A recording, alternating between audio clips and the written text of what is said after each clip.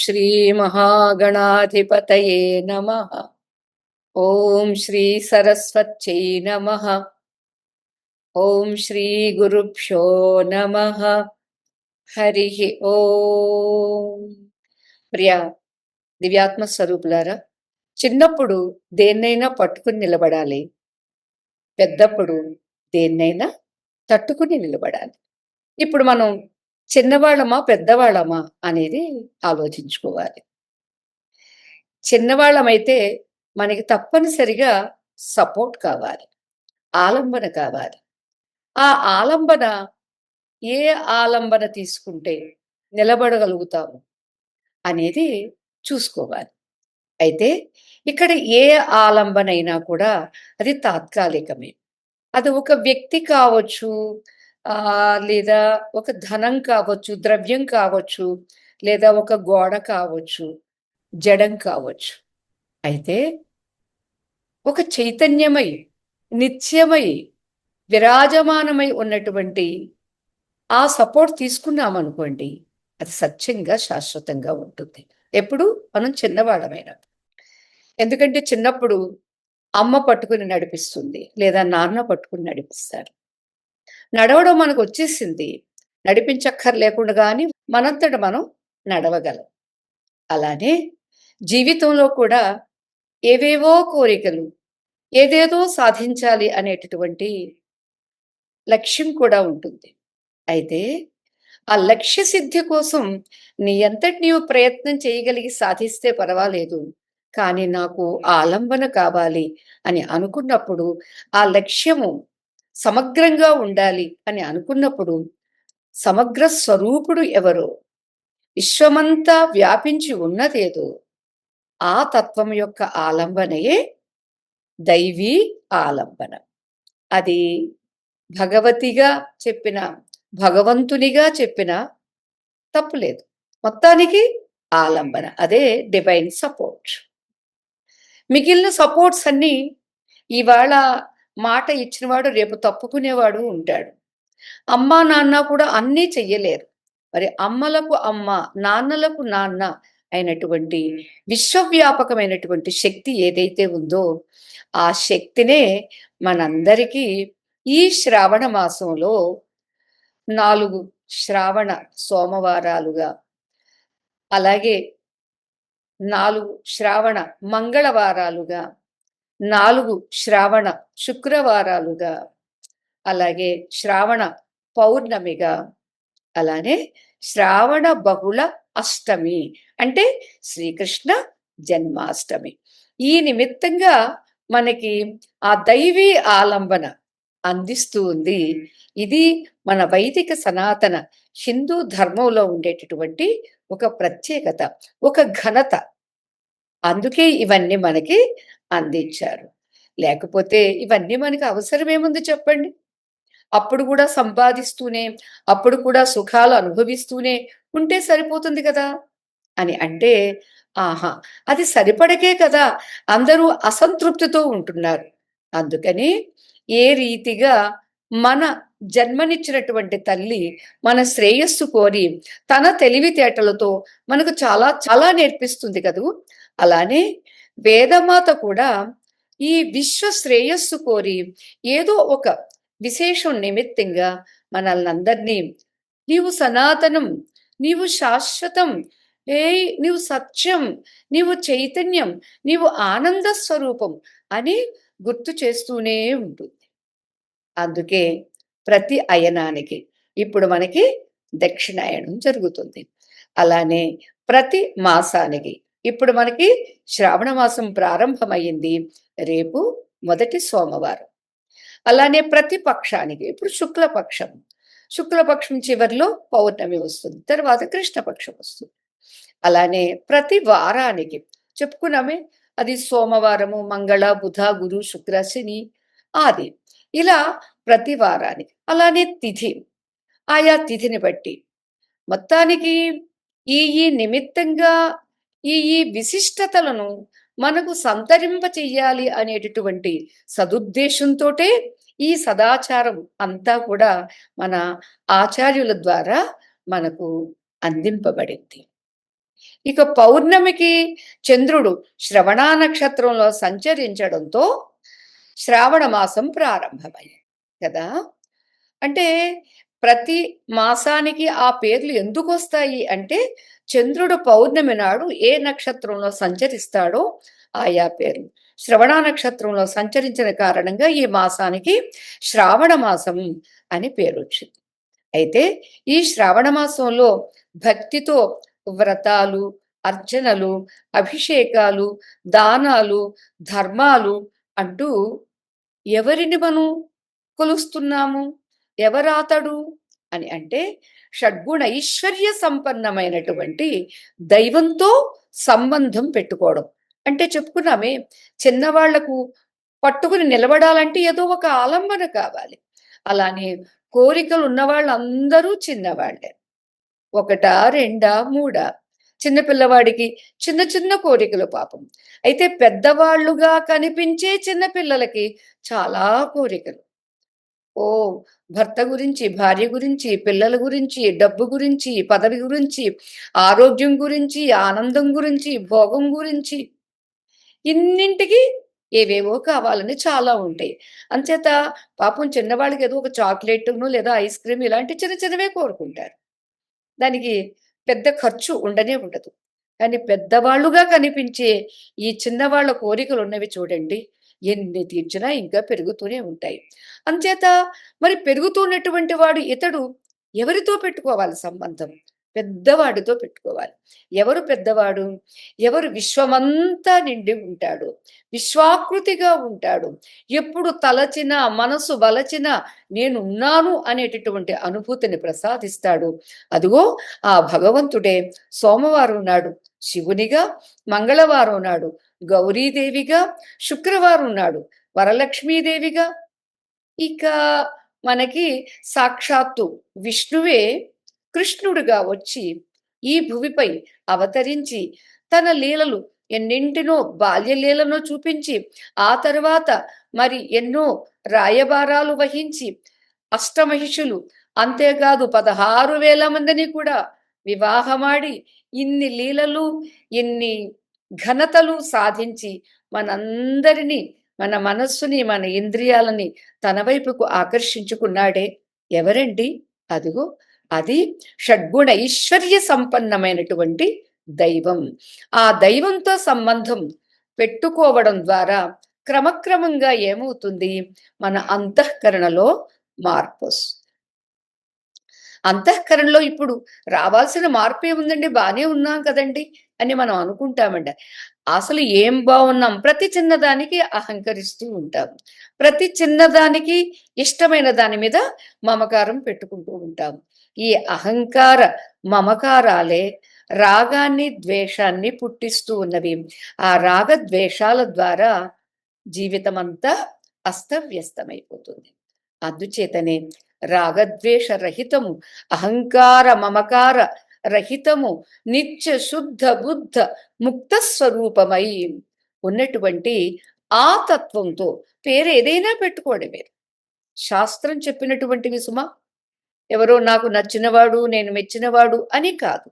శాస్త్రం విధించినటువంటి ఏ నామరూపములు, ఏ మంత్రములు అనేటటువంటివి ఉన్నవో వాటిని తీసుకొని మనం ఇలా ఆలంబనతో అభిషేకములు, అర్చనలు, ఉపాసనలు, జపాలు, తపాలు, యజ్ఞాలు, యాగాలు, వ్రతాలు, క్రతువులు అనేటటువంటివి ఎప్పుడైతే ఆలంబన మనం తీసుకుంటామో క్రమక్రమంగా కోరికలు తగ్గుతాయి.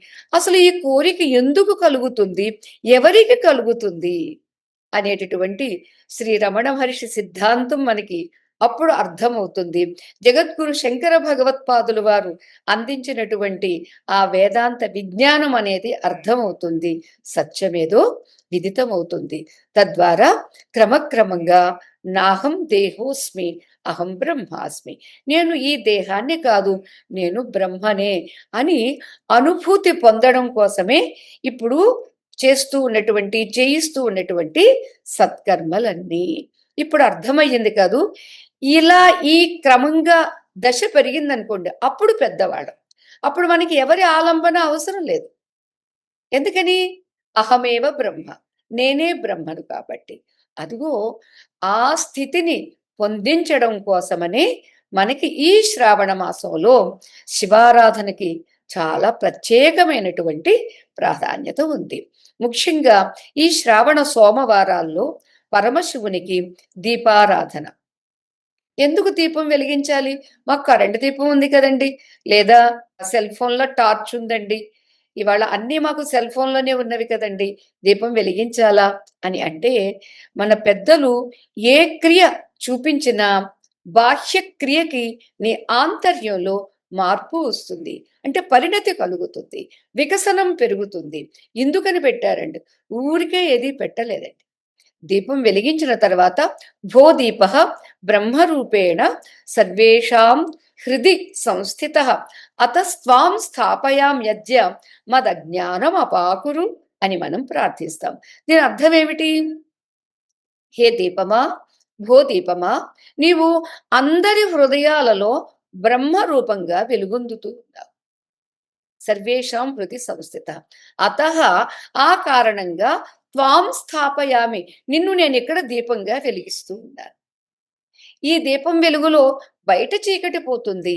అంతేకాదు, బయట వెలిగించిన ఈ దీపం ద్వారా నాలో ఉండేటటువంటి వెలుగుతున్న ఆత్మజ్యోతిని కూడా నేను దర్శిస్తాను.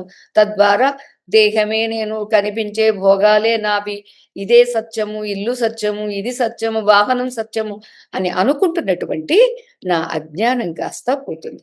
పోగొట్టు మదజ్ఞానమపాకురు, నా అజ్ఞానాన్ని తొలగించు. హే దీపమా, చూడండి ఆ సంస్కృతి చూడండి. పెట్టింది బయట దీపమైతే మనం కోరుకునేది లోపల ఉండేటటువంటి అజ్ఞానం పోవాలి. అంటే ఏ అజ్ఞానము ఆటంకంగా ఉందో అది పోవాలి. ఉన్నటువంటి జ్ఞానజ్యోతి లేదా ప్రజ్ఞాన జ్యోతి అనేది మనకి దర్శనమిస్తుంది. అందుచేత దీపారాధన. మరి ఇక ఆ తరువాత ఏం చెయ్యాలండి అని అంటే, రుద్రుడు అన్న, లింగము అన్న అది ఒక ఎలా ఉంటుంది ఆకృతి? అండాకృతిలో ఉంటుంది. అంచేత అండాకృతిగా ఉండేటటువంటి ఈ లింగం ఏమిటి? లీనం గమయతే యస్మాత్ స లింగం. యావత్ ప్రపంచాన్ని తన నుండే సృజిస్తుంది. తన యందే ఉంచుకుంటుంది. తిరిగి తన యందే లయం చేసుకుంటుంది. అందుచేత లింగం. ఈ శివలింగము అని అంటే మనకి అండము, పిండము, బ్రహ్మాండము అని మనం చెబుతూ ఉంటాం. అంచేత అండములు అన్నీ మన స్వరూపాలు. చిన్న చిన్న గురుకులు. మరి భగవంతుడు బ్రహ్మాండము. చాలా పెద్ద అండం. మరి ఈ పిండాండాలన్నీ ఎక్కడున్నవంటే బ్రహ్మాండంలోనే ఉన్నవి. చేత బ్రహ్మాండ స్వరూపుణ్ణి మనం ఒక చిన్న ఆకృతిలో, ఒక అంగుళం ఉన్నంత మేర కూడా ఉండవచ్చు. ఆ ఆకృతిలో కొలుచుకుంటూ మన భావనలో, మన జ్ఞానంలో ఏమిటది? బ్రహ్మాండమంతా నిండి ఉన్నటువంటి వాడు. ఎందుకని? బ్రహ్మాండాన్ని సృష్టించాడు. సృష్టించిన బ్రహ్మాండాన్ని తన యందే పెట్టుకున్నాడు. తిరిగి మరలా తన యందే ఆ బ్రహ్మాండంలో ఉండేటటువంటి సర్వ ప్రాణులని, సర్వస్వాన్ని తన యందే లయం చేసుకుంటున్నాడు. ఇదిగో ఇంతటి వాడు నా రుద్రుడు, ఇంతటి వాడు నా శివుడు అనేటటువంటి ఆ జ్ఞానంతో ఓం నమః శంభవే చ మయో భవే చ నమః శంకరాయ చ మయస్కరాయ చ నమః శివాయ చ శివతరాయ చ అని కదా మనం ఆ రుద్రుణ్ణి హే శంభో నీకు నమస్కారము అని అంటూ ఆయా పేర్లతో నమః నమః నమః అని చేసేటటువంటిది నమ్మకం. తద్వారా అభిషేకం చేయడం ద్వారా ఏమిటండి దానికి కూడా చెప్పారు. అభిషేకాద్ ఆత్మశుద్ధి. అక్కడ లింగమునకు అభిషేకం చెయ్యడం ద్వారా నేను నేను అని అనుకుంటున్నది ఏదో తెలియకుండానే నీవు బ్రతికేస్తూ ఉన్నావు. ఆ నేను ఎవరో కాదు, రుద్రస్వరూపమే, ఆ శివస్వరూపమే, మంగళస్వరూపమే అని తెలియడానికి ఇది హేతువు అవుతుంది, ఉపాయం అవుతుంది. ఇక్కడ అభిషేకం చేస్తే ఇక్కడ ఆత్మశుద్ధి జరుగుతుందండి. చెయ్యాల్సింది ఇక్కడ కదా అంటే, ఆహా! ఇక్కడ నువ్వు చేసుకుంటే నీ దేహానికి రోజు అభిషేకం చేస్తూనే ఉన్నావు. 2 సార్లో, 3 సార్లు. ఆహా! కానే కాదు. నీ ఈ దేహంలో ఉన్నటువంటి ఆ తత్వమే నీ ఎదుట కూడా ఉన్నది అని గుర్తించి, ఆ ఎదుట ఉన్నటువంటి ఆ రుద్రునికి లేదా శివునికి అభిషేకం చేస్తే ఇక్కడ ఆత్మశుద్ధి జరుగుతుంది. ఎప్పుడైతే ఆత్మశుద్ధి జరిగిందో అప్పుడు అక్కడ ఉన్నటువంటి ఆ శివుడు ఎవరో కాదు, అహం శివః, శివోహం, శివోహం అనేటటువంటి ఆ జ్ఞానం కలుగుతుంది. కలిగించడానికి ఇది ఒక హేతు. అందుకే కదా శంకర భగవత్పాదుల వారు మనోబుచ్చహంకార్ చిత్తాని నాహం నచ శ్రోత్రజీఫే నచ ఘ్రాణనేత్రే నచ వ్యోమభూమి న తేజో న వాయు చిదానందరూప శివోహం శివోహం చిదానందరూప శివోహం శివోహం అన్నారు. అది షట్కంగా అంటే 6 శ్లోకాలుగా ఇచ్చారు. ఇక్కడ ముందు 5 శ్లోకాల్లో నా ఇతి, నా ఇతి, ఇది కాదు, ఇది కాదు. మనం ఏమనుకుంటాము, మీరెవరండి అంటే, నేనెవరనుకున్నాను, నేను చాలా బాగా ఆలోచిస్తాను. నేను చాలా నిర్ణయాలు తీసుకుంటాను. నేనెంత బాగున్నాను, నా స్వరం ఎంత బావుంటుందో, ప్రతీదీ నేను, నేను, నేను అని నేను కాని దాన్ని నెత్తి మీద వేసుకొని మోస్తూ ఉన్నామండి. తెలిసా? కాదు. తెలియకే. కానీ తెలియకనంటే మనం మనం ఒప్పుకుంటామండి? ఒప్పుకోము.